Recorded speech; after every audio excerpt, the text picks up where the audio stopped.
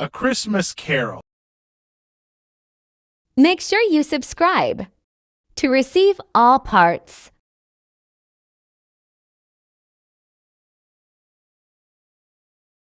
The First Spirit. When Scrooge woke up, it was very dark. The church clock struck 12. 12? Said Scrooge, surprised. But it was after 2 o'clock when I went to bed. It's impossible. That clock is wrong. He got out of bed and went to the window, but he couldn't see much. It was dark, foggy, and very cold. He went back to bed and began to think. Was it all a dream? Was Marley's ghost really here? He said to himself. Suddenly he remembered the ghost's words. The first spirit will come at 1 o'clock tomorrow morning. So he decided to wait and see. After a long time, he heard the church clock. It's 1 o'clock, said Scrooge. and there's nobody here. At that moment, there was a great light in the room, and the curtains of his bed opened. Yes, a hand opened the curtain in front of his face. He sat up and saw a strange person.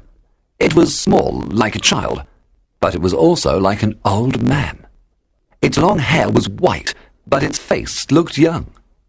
It was wearing white clothes with summer flowers on them. There was a piece of green holly in its hand. Are you the first spirit? Asked Scrooge. Yes, I am. The visitor replied in a quiet voice. Who and what are you? I am the ghost of Christmas past. Whose past? Your past. Why are you here? To help you. I thank you. Scrooge said. If you want to help me, let me sleep. Get up and walk with me, said the spirit, and it took his arm. Scrooge wanted to say that it was late, the weather was very cold, and his bed was warm. But the spirit took him to the window. No, I'll fall, Scrooge said. The spirit put its hand on his heart. If I touch you here, you won't fall, it said. Then they went through the wall, and suddenly they were standing on a road in the country. There was snow in the fields. Good heavens, Scrooge cried. This is where I was born. I was a boy here. And he remembered all his old feelings about the place. Your lip is trembling, said the ghost. Are you crying? No, answered Scrooge, but a tear fell from his eye. They walked along the road towards a little town with a bridge, a church, and a river. Some boys came out of a school. They were laughing and singing because it was a holiday. They shouted, "Merry Christmas!" to each other. They are all in the past, the ghost said. They are only shadows. Scrooge knew all of them, and he felt suddenly happy. Why did his cold eyes and heart become warm with joy? What did Merry Christmas mean to him? He didn't like Christmas. The school is not empty, said the spirit. One child is still there. He hasn't got any friends. I know, Scrooge said, and there were big tears in his eyes. They went into the school, a big, old, dark place. Inside there was a long classroom. It looked sad and empty, with only a few desks and chairs in it. A little boy was sitting at one of the desks. He was reading a book by a small fire. Scrooge sat down on a chair and cried, because he knew that the little boy was himself many years ago. That's me, he said. I was left here one Christmas. Poor boy. Oh, I would like to, but it's too late now. What is it? Asked the spirit. Nothing. You see, there was a poor boy outside my office last night. He was singing a Christmas carol, but I didn't give him anything, and I told him to go away. The spirit smiled. Let's see another Christmas. Then everything changed. The boy was bigger, and the room looked older and darker. Scrooge saw himself again. He was walking sadly up and down. Then the door opened and a little girl ran in. She was younger than the boy. Dear brother, she said happily, and she put her arms round his neck and kissed him. I've come to bring you home. Home. Home Fanny? the boy asked. Yes, home forever and ever. The girl laughed. Father is kinder now, and he wants you to come home. He sent me in a coach to fetch you. Oh, you'll never come back to this horrible school, and we'll be together for Christmas. I'm so happy. She began to pull him towards the door. Bring Master Scrooge's luggage to the coach. Somebody shouted in a terrible voice. It was the teacher, and when he came in, the boy was very frightened. Goodbye, Master Scrooge, said the teacher in his terrible voice. Goodbye, sir. The boy answered, trembling. But when he got into the coach with his sister, he felt happy. Your sister had a very good heart, Said the ghost. When she died, she left one child, your nephew. Yes. Scrooge remembered the conversation with his nephew in his office the afternoon before, and he felt bad about it. Suddenly, they were standing at the door of an office in the city. It was Christmas again. I know this place very well.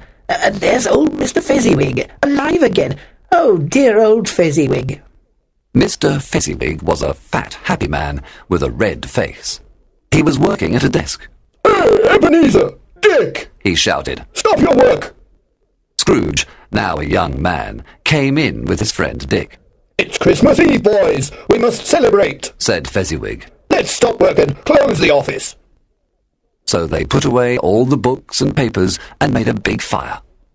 Then a man came in and started to play the violin. Mrs. Fezziwig and the three Miss Fezziwigs arrived. And then a lot of young people came, and everybody began to dance to the music. Then there were games and more dances, cake and hot wine, and more dances. And there was lots of roast beef and beer, and mince pies too. It was a wonderful party. At 11 o'clock, everybody said, "Merry Christmas!" and the party finished. While Scrooge was watching all this, he laughed and sang and wanted to dance. He remembered it all and enjoyed it very much. You and Dick and everybody loved Mr. Fezziwig. The ghost said to him. But why? That party was a very small thing. It cost only 3 or 4 pounds. So why did you all love him so much?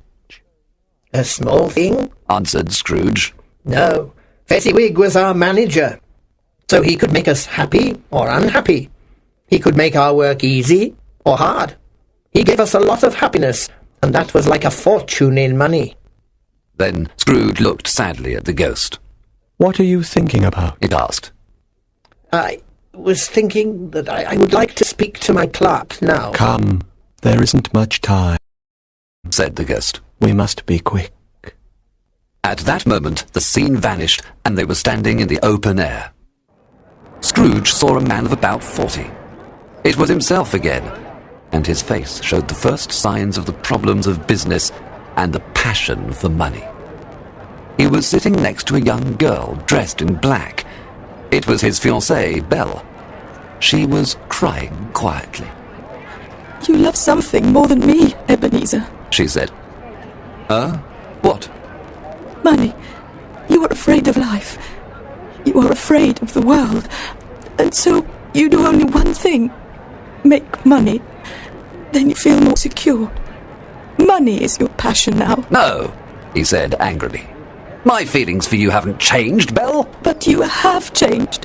When you promised to marry me, you were a different person. I was a boy, he said. And so my love is nothing to you now. You aren't happy with me, and you don't want to marry me. I've never said that. Not in words, no. But I know it's true. I haven't got any money, so you don't want me. Well, you're free to go. I hope you will be happy. And Belle went sadly away. Spirit, Scrooge cried. don't show me any more. Take me home. There's one more scene. No, no more. I don't want to see it. But suddenly they were in a room where a beautiful young girl was sitting near a big fire. Next to her sat her mother. This was Belle, now older. The room was full of children, and there was a lot of noise. But Belle and her daughter liked it, and the daughter began to play with the children. Then the father came in with a lot of Christmas presents. He gave them to the children, and they laughed and shouted happily. Finally, they went to bed, and the house was quiet. The father sat by the fire with his wife and daughter. Scrooge looked at them and thought, How sad that I don't have a wife and daughter. Belle, said the husband to his wife, I saw your old friend this afternoon. Who was it? Mr. Scrooge? Yes, I passed his office window and he was there. He hasn't got a friend in the world. His old partner Marley is dying. Spirit, take me away. said Scrooge. These things happened, The ghost answered, and they cannot be changed. Please take me back. I can't watch this anymore. At that moment, the spirit disappeared and Scrooge was in his bedroom again. He felt very tired, so he got into bed and fell asleep.